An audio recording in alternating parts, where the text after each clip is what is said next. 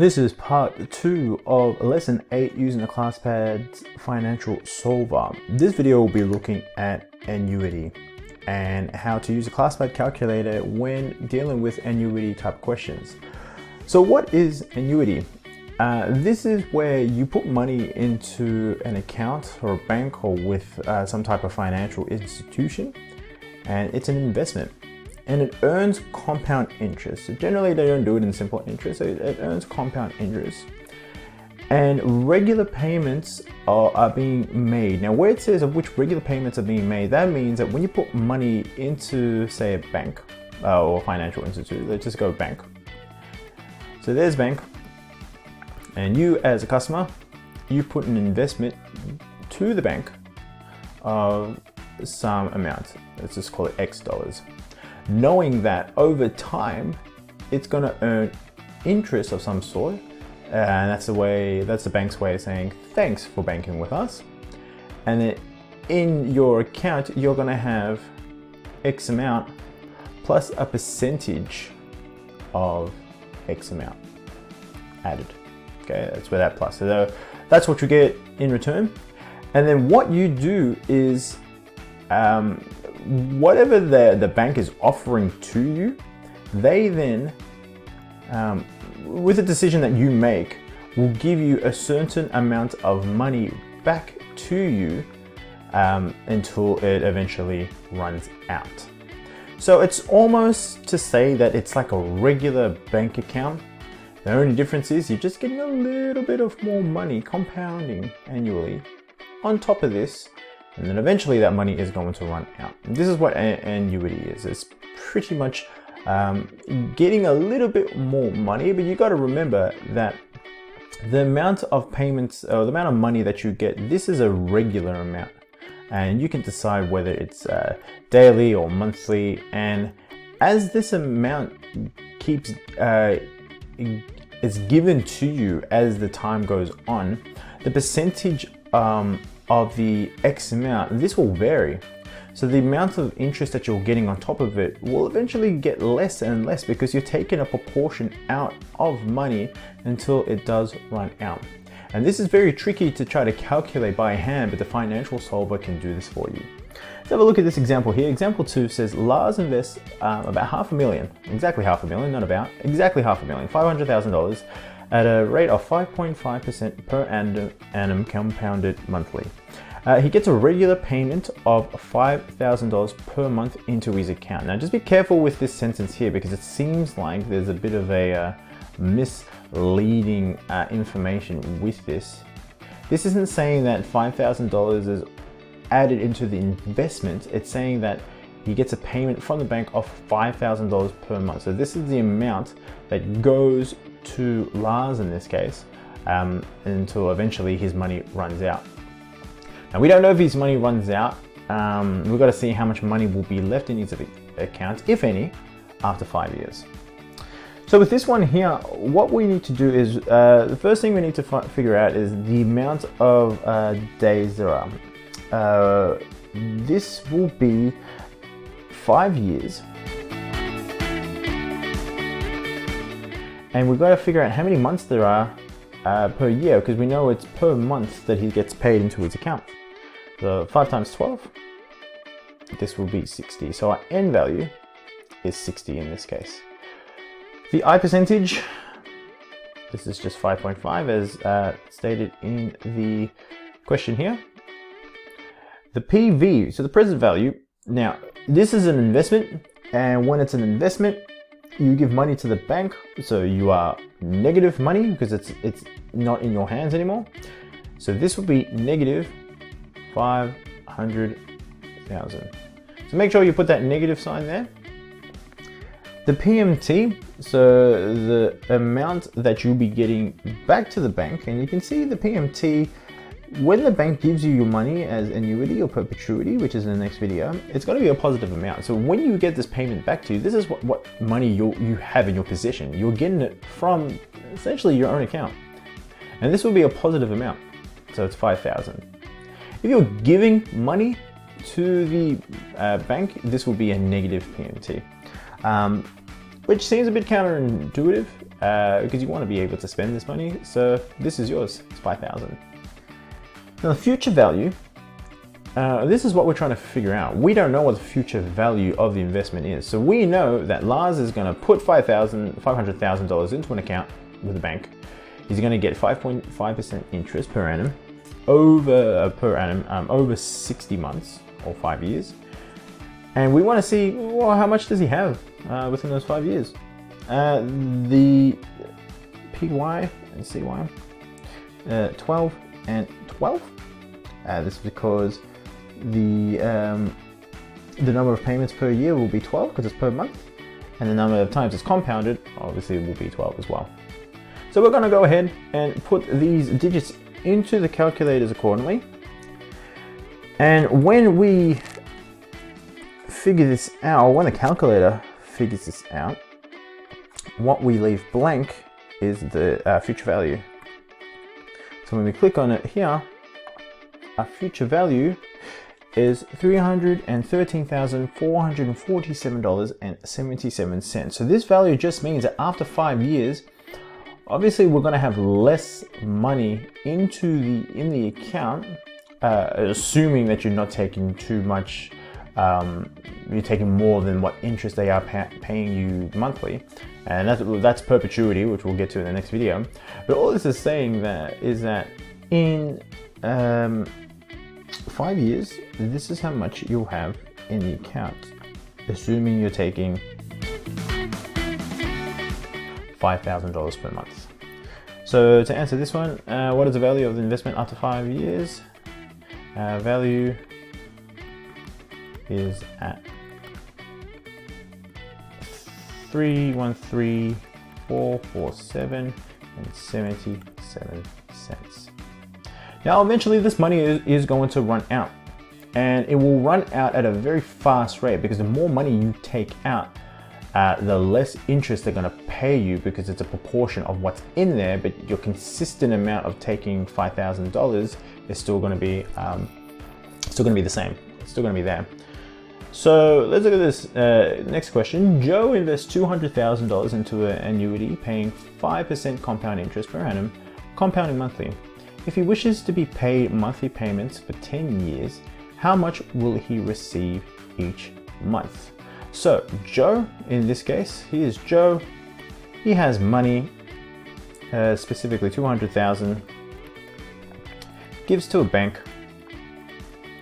and he says, okay, I know that you guys are going to be paying me 5% compound interest per annum, which is going to be compounded monthly. So I know that I'm going to get extra money in here on top of my $200,000 of interest, but I want this amount to last for 10 years.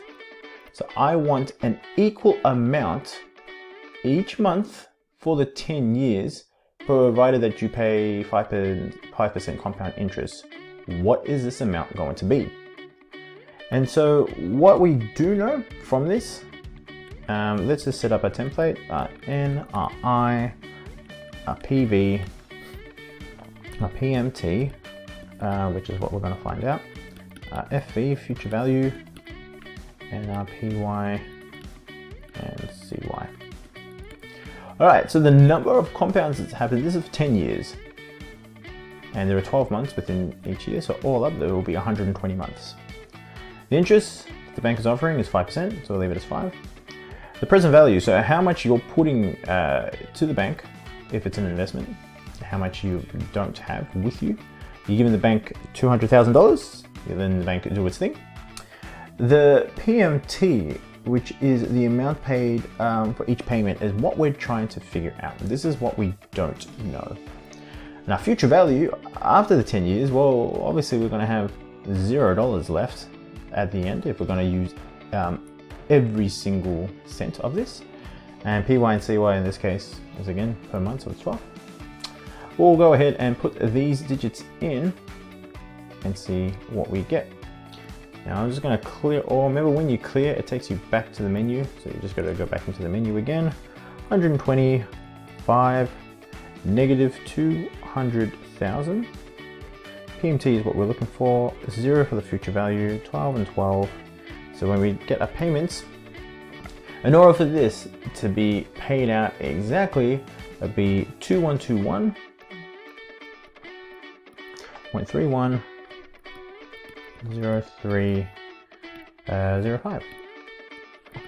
Or in other words, if we want to get 120 equal payments over the 10 years, with the $200,000 being put in, we are going to get $2,121.31 with the assumption that A, the percentage rate doesn't change, B, it's remained consistent throughout the whole time, you don't take any more than this, and C, the bank is still around for 10 years.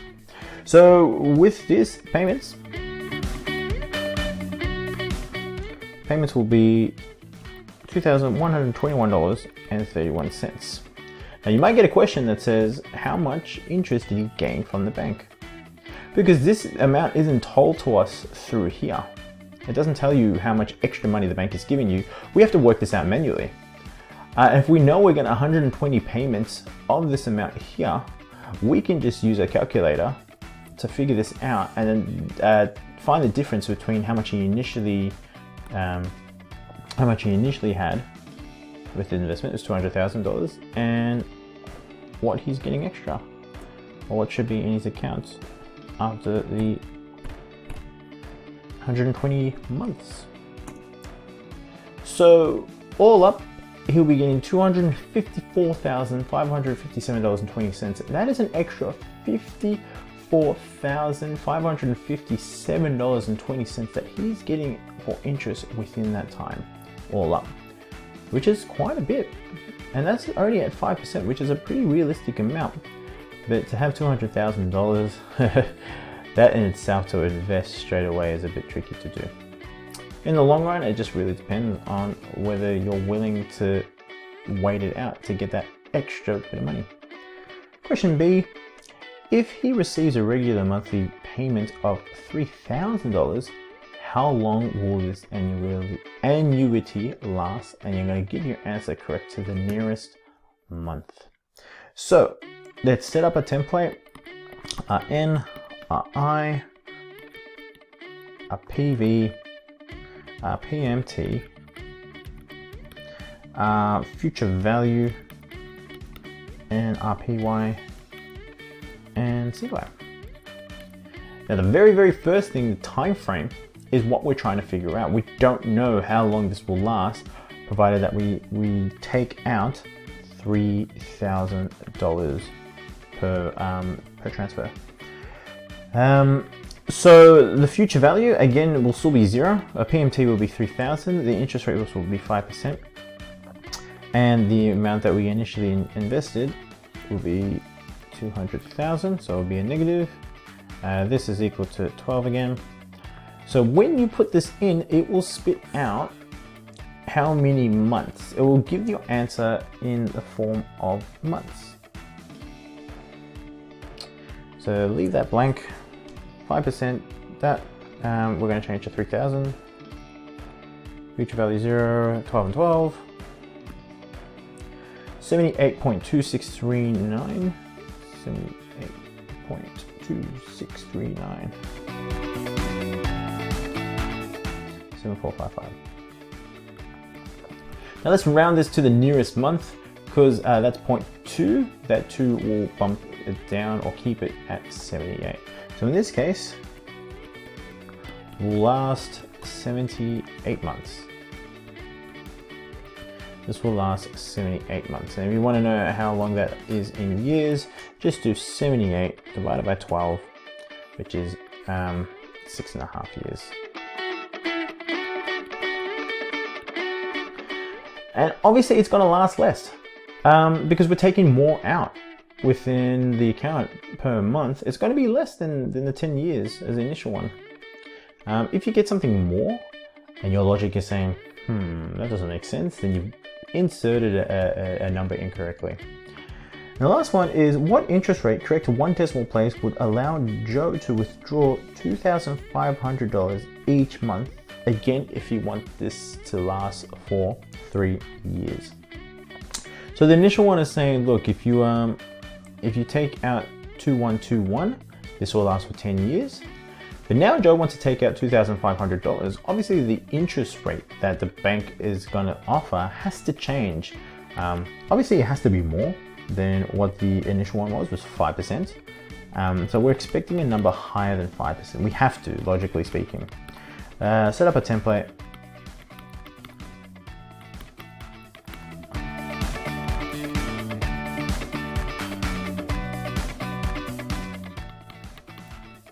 Okay, the end value in this case, let's change the color, end value is 10 times 12, which is again 120 months. Interest rate was what we're trying to find out. We don't know what the interest rate will be.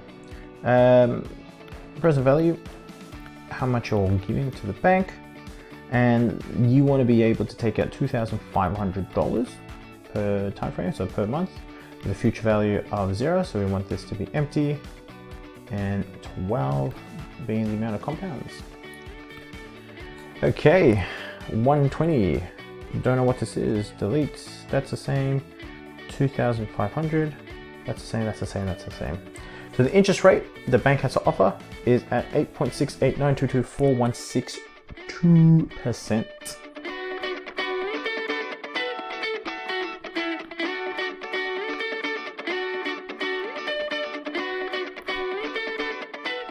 To one decimal place, that is 8.7. That next number 8, bump it the 6 up by 1, so 7. Or interest rate at 8.7.